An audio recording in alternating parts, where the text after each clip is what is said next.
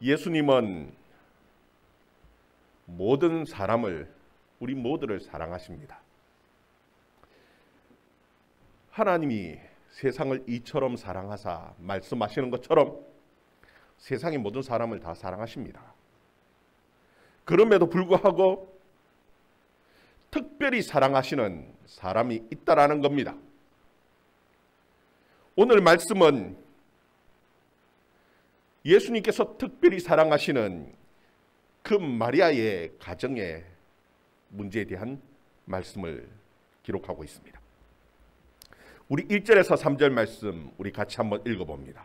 1절에서 3절 말씀 같이 읽습니다. 시작. 어떤 병자가 있으니 이는 마리아와 그 자매 마르다의 마을 베다니에 사는 나사로라. 이 마리아는 향유를 주께 붓고 머리털로 그의 발을 닦던 자요, 병든 나사로는 그의 오라비더니. 이에 그 누이들이 예수께 사람을 보내어 이르되 주여 보시옵소서, 사랑하는 자가 병들었나이다 하니. 아멘. 우리 생각에는 예수님께서 모든 사람을 똑같이 편애하지 않고 그렇게 사랑하실 것 같은데, 그러나 결코 그렇지 않다라는 겁니다. 예수님께서는 더 사랑하는 사람이 있습니다.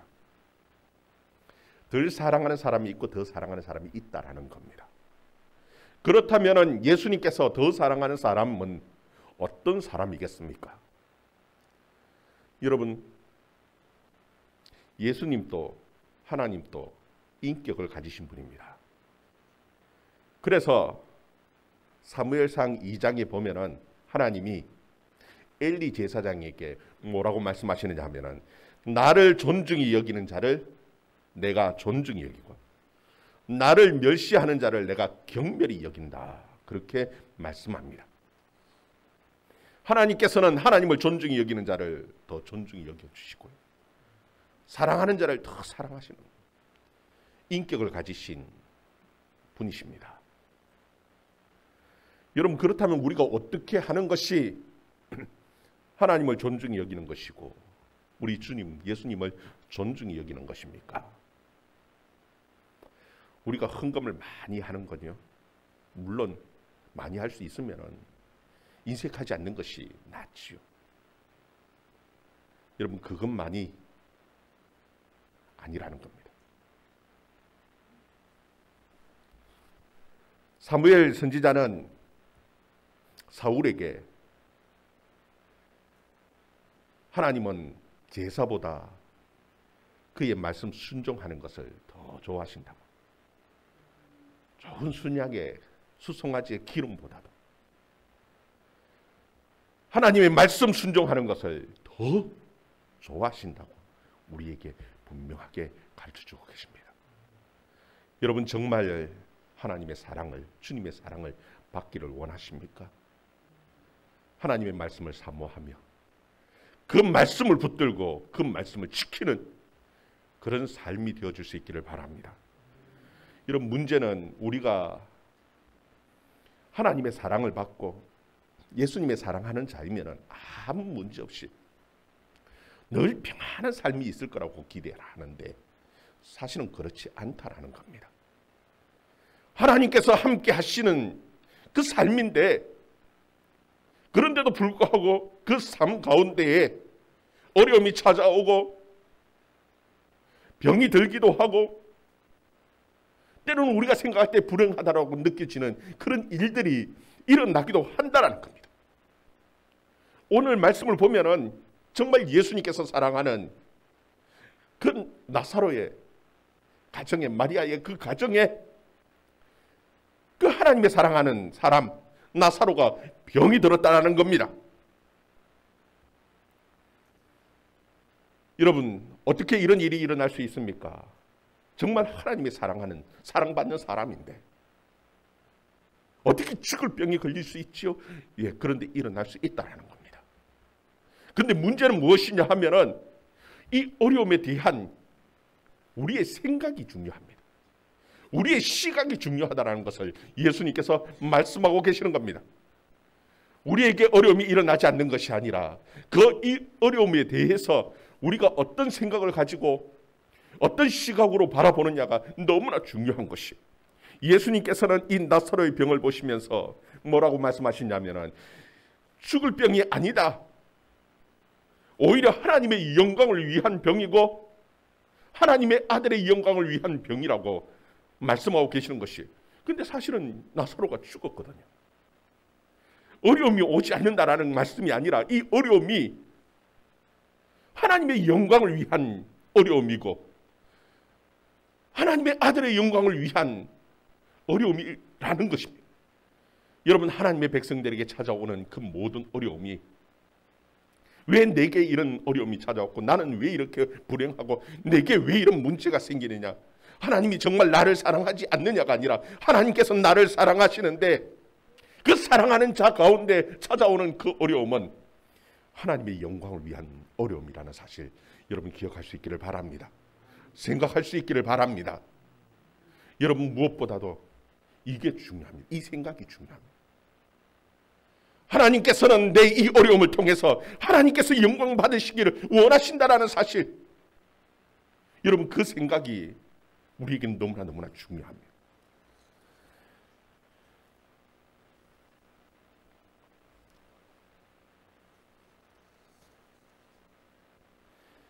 (5절) (6절) 말씀부터 한번 읽어봅시다. 5절 6절 말씀 같이 읽습니다. 시작. 예수께서 본래 마르다와 그 동생과 나사로를 사랑하시더니 나사로가 병들었다 함을 들으시고 그 계신 곳에 이틀을 더 유하시고. 아멘. 예수님께서는 분명히 성경은 그 나사로 그리고 마르다와 그 동생 마리아를 사랑하신다고 말씀합니다. 분명히 사랑하시는데, 그런데 나사로가 병들었다 함을 듣고는 그 계신 곳에서 이틀을 더 유했습니다. 왜 더 유했는지 구체적으로 이유가 없습니다. 특별한 일이 있어서 그곳에 계신 것은 분명히 아닌 것 같습니다. 여러분, 이 마르다와 마리아의 마음은요, 참 절박한 상황 속에서 애간장이 타죠. 그 사랑하는 오빠가 죽어가는 것을 보면서 가장 필요한 예수님이 그 자리에 계시지 않는 겁니다. 어느 누구보다도 가장 급하게 쫓아오셔야 할 그 예수님이 오시지를 않는 겁니다. 여러분, 이 마리아의 마음, 마르다의 마음이 여러분 얼마나 마음이 상하고 여러분 어려울까요? 여러분, 그것을 지켜보고 바라보는 그 제자들은요, 이해가 되지 않죠. 분명히 예수님께서는 마르다도 사랑하시고 마리아도 사랑하시고 나사로도 사랑하십니다. 어느 누구보다도 사랑하는 사람입니다. 그가 병들었다라는 그 소식을 들으면 가장 먼저 쫓아가야 할 분이 예수님이신 것 같은데, 그런데도 불구하고 예수님께서는 오히려 더 느긋하십니다. 그냥 그 자리에서 더 이틀이나 더 유하고 계시는 거예요. 여러분, 제자들의 마음은 이상하지요. 왜 예수님께서 저러실까? 어느 누구보다도 서둘러서 가셔야 할 예수님인데 왜 지금 저러고 계실까? 기다리고 있는 이 마리아와 마리아는 정말 속이 탁탁합니다. 왜 예수님은 왜 오시지 않을까? 벌써 오셔야 할 시간이 지났는데, 날짜로 봤을 때 벌써 와야 될 때가 벌써 지났는데 왜 아직 오시지 않을까? 여러분, 기가 막힐 겁니다. 애가 탈 겁니다. 가장 있어야 할, 가장 가까이 있어줘야 할 그 예수님이 계시지 않을 것 같아요. 여러분, 왜 예수님께서는 이렇게 지금 늦장을 부리고 계시는 것일까요? 사랑하지 않기 때문에? 아니요, 사랑하죠. 예수님께서는 이 사건을 통해서 우리에게 분명하게 보여주시고 싶은 것이 있으시기 때문에 그런 것입니다. 예수님께서는 우리에게는 이 죽음이라는 문제가 너무나 절박한 문제죠. 죽음이 끝이라고 생각합니다. 그 이상 죽으면 어찌할 수 없다라고 생각하는 그 절대적인 문제가 죽음이지만, 예수님에게서는 죽음은 아무런 문제가 되어지지 않기 때문이라는 것. 그것을 우리에게 가르쳐 주시고자 영원한 생명의 주인 되시는 그 예수님께서 그 사실을 가르쳐 주시고자 오늘 지금 이 일을 하고 계신 것입니다. 11절 말씀 우리 또 한번 읽어봅시다. 11절 말씀 같이 읽습니다. 시작. 이 말씀을 하신 후에 또 이르시되 우리 친구 나사로가 잠들었도다. 그러나 내가 깨우러 가노라. 아멘. 예수님께서는 지금 이 우리 친구 나사로가 잠들었다, 지금 이 죽음의 문제를 잠들었다고 말씀하시는 것이, 예수님께서 나사로가 죽은 것을 모르시느냐? 아십니다. 그리고 그 잠들었다 하는 것을 죽음을 잠들었다로 표현하고 계신다라고 성경은 분명히 말씀합니다. 13절에 보면 예수는 그의 죽음을 가르쳐 말씀하신 것이나, 예수님은 죽음을 가르쳐서 뭐라고 말씀하시냐면 지금 잠들었다라는 것으로 지금 말씀해 주고 계시는 것이, 여러분 우리에게는 죽음이라는 것은 절대적입니다. 그래서 죽음 이후에는 아무것도 할 수 없다라고 절망적인 상황에 빠져버리지만 예수님께서는 아니라는 겁니다. 여러분 잠든 자를 깨울 수 있듯이 예수님께서는 죽음이라는 문제는 그냥 깨울 수 있는 잠든 것과 마찬가지라는 겁니다. 그래서 예수님께서는 우리 친구 나사로가 잠들었으니까 이제 깨우러 가자고 말씀하신 것이, 여러분 잠든 것은 얼마든지 깨울 수 있습니다. 절망적인 상황이 아닙니다.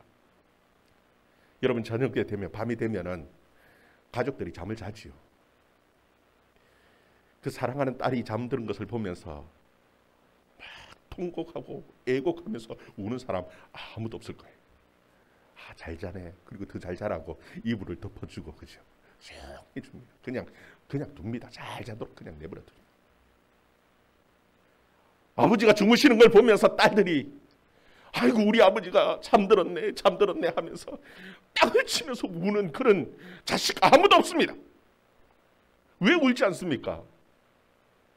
언제든지 다시 일어날 수 있기 때문에. 푹 잠을 자고 나면은요, 새로운 아침을 맞이하고요, 새로운 삶을 살기 때문에 오히려 편하게 더 잘 잘 수 있도록 그렇게 배려하는 것이, 이것이 우리의 삶입니다. 지금 예수님께서는 바로 그 말씀을 하고 계시는 것이, 여러분 우리의 죽음은 영원히 끝이 아닙니다. 절망이 아닙니다. 우리 주님께서 우리의 이름을 부르실 때는 우리는 다시 일어날 것이, 그때는 더 다른 새로운 삶이, 더 영원한 영광스러운 삶이 있기 때문에 예수님께서는 우리에게 잠자는 것이라고 우리에게 말씀해 주고 계시는 것입니다. 여러분 죽음에 대해서 너무 슬퍼하거나 절망적 생각을 가지지 않기를 바랍니다. 그냥 잠자는 것입니다. 주님께서 우리의 이름을 불러주실 때에는 우리는 다시 일어나게 되어질 것이고, 이전과는 전혀 다른 새로운 영광스러운 삶을 살게 되어질 줄 여러분 믿으시기를 바랍니다. 예수님께서 이 베다니에 오셨을 때엔 이미 나사로가 죽은 지 나흘이 되었습니다.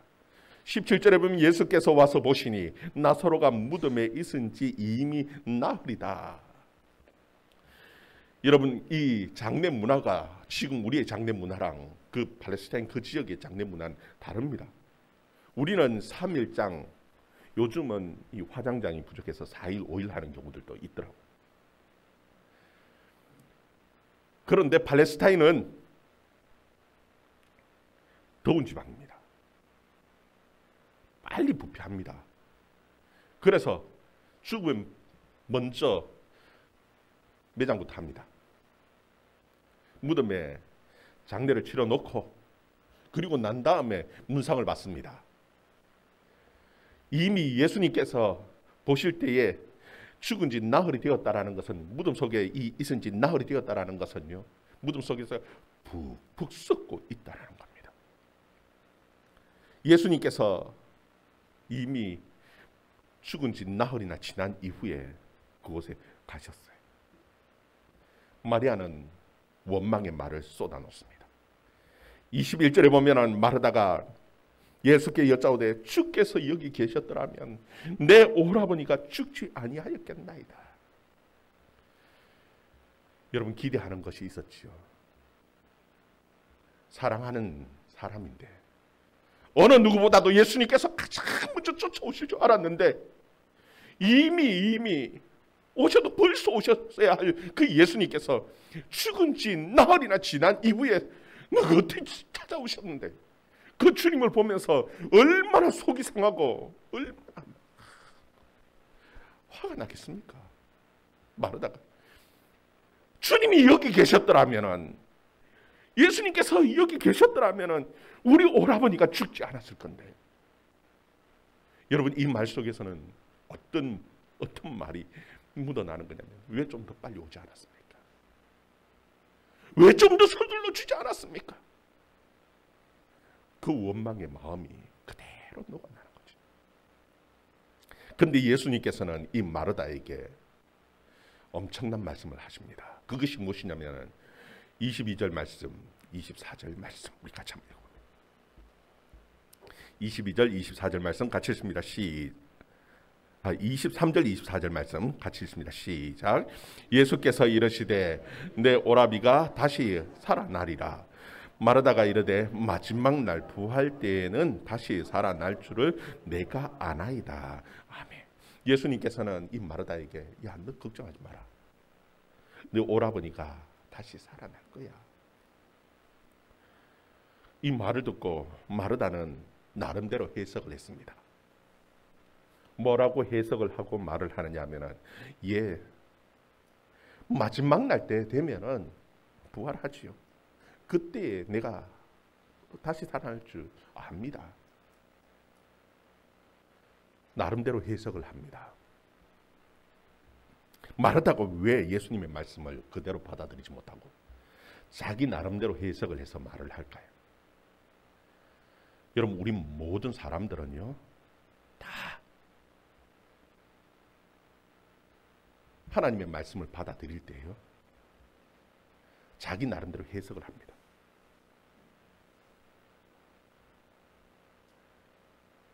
받아들이지 못할 그런 도저히 받아들이기 힘든 어려운 문제는요, 자기 나름대로 다 이해되고 새롭게 해석을 하는 겁니다.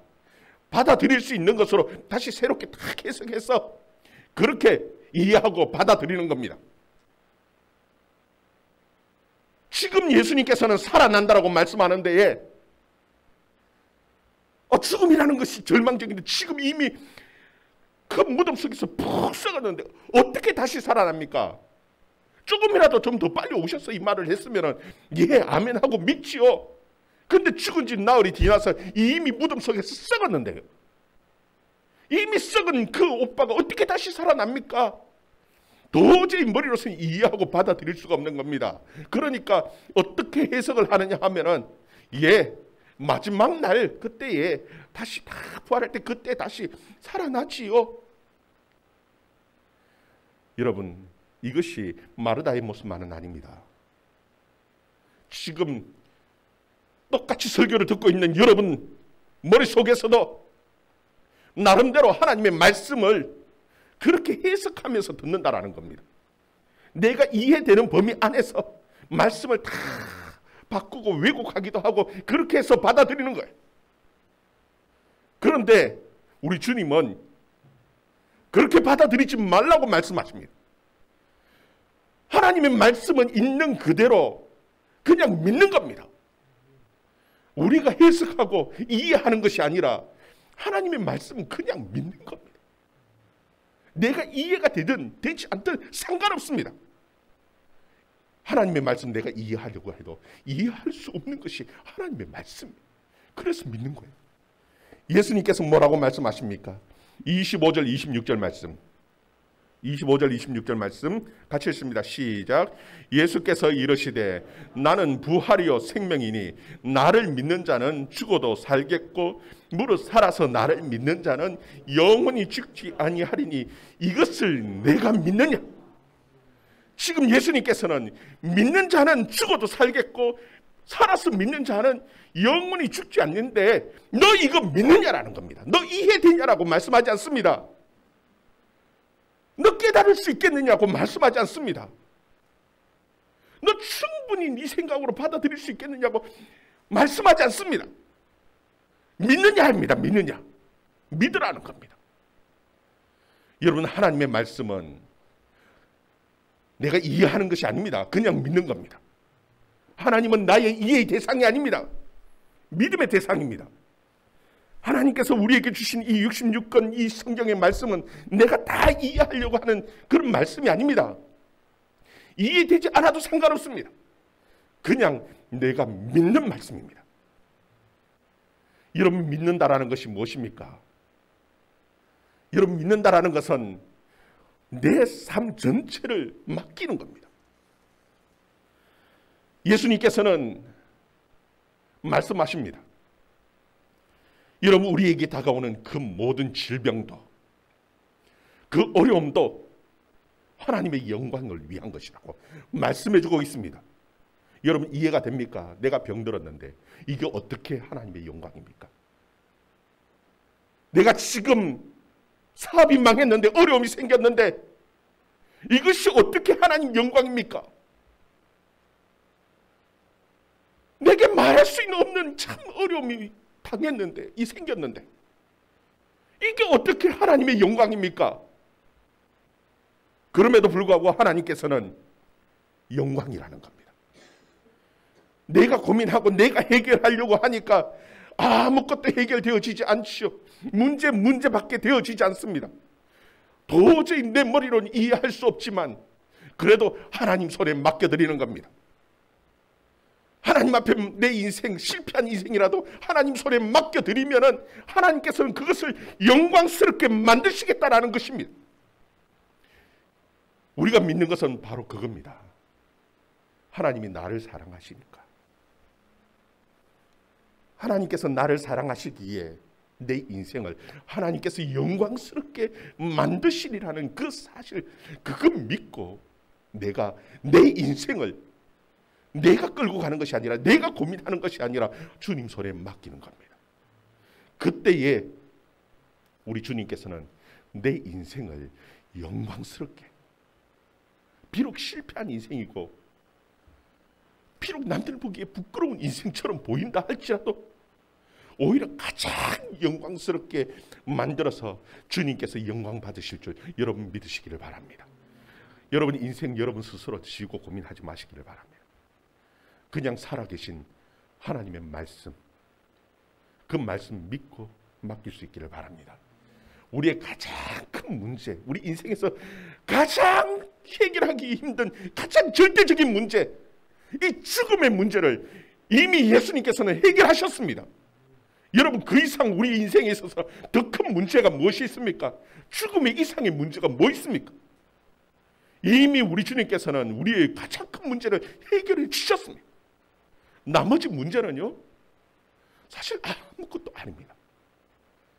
내 인생 가지고 고민하지 마시고 주님 앞에 맡기심으로써 여러분 삶 자체가 능력의 삶이 되어줄 수 있기를, 정말 부활의 능력이 여러분의 삶의 능력이 되어줄 수 있기를 주의 이름으로 축원합니다. 우리 같이 함께 기도하는 시간 가집니다.